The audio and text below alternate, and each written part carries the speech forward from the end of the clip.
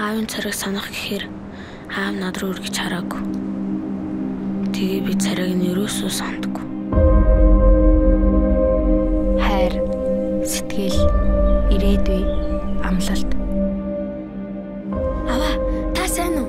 Олон түмний ажилд оролцож байвал надаас хойш амьдрахт чинь тустай юмсан.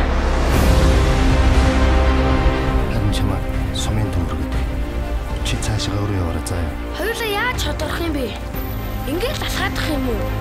Миний хүү аав.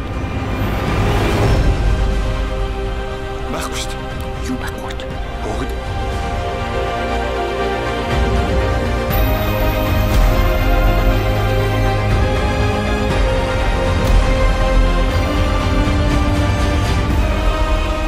Цаавар авчиж. Бүх шухтаа маань одоо та нарын хөдлөх үү?